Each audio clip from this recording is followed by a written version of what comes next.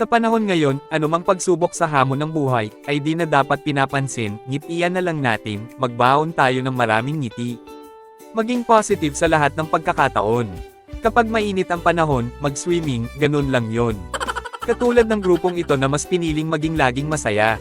At higit sa lahat huwag kalimutan ang Manood po tayo ng mga kwento ni Kuya Eli. ito po muli si Kuya Eli at ito ang aking kwento. Mga kwento ni Kuya Eli sa Gentry.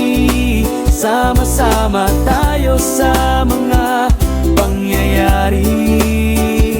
Mga kwento ni Kuya Eli sa Gentry.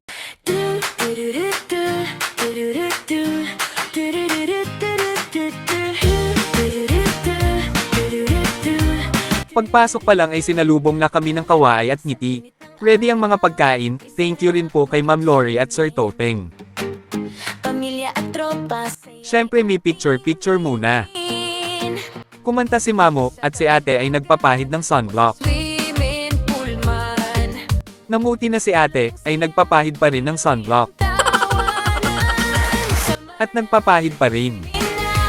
Tara na, Picture na para sa lahat. mag-swimming, mag-enjoy kasama ang pamilya. Habang si Ate nagpapahid pa rin ng sunblock. At nagpanty si Mommy Sak, habol daw sa picture. Panalo ang summer basta't Ayan, one. Kaya ba lumuhod? 1, 2,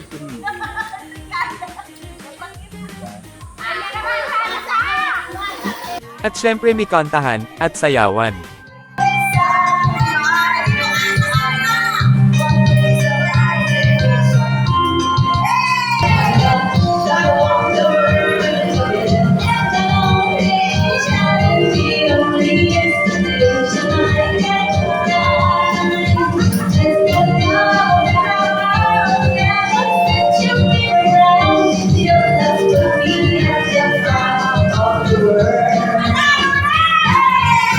At si Ate Cherry naman, para sa makabagbag damdamin awiting Banyo Queen.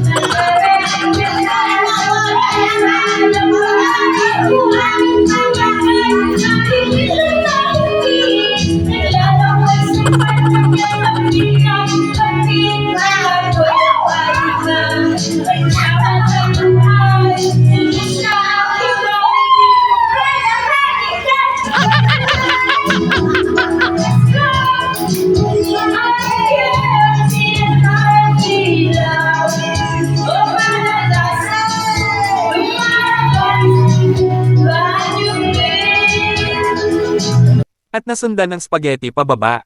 Kahit ang mga tuhod nila ay di na makababa.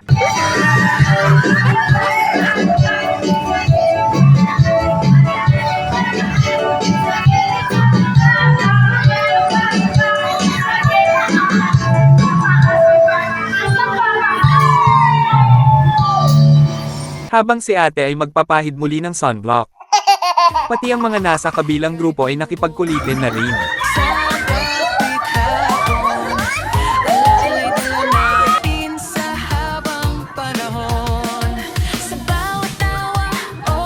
At tunay na ito ang grupong masaya, o masaya na grupo, puro saya, ay basta masaya.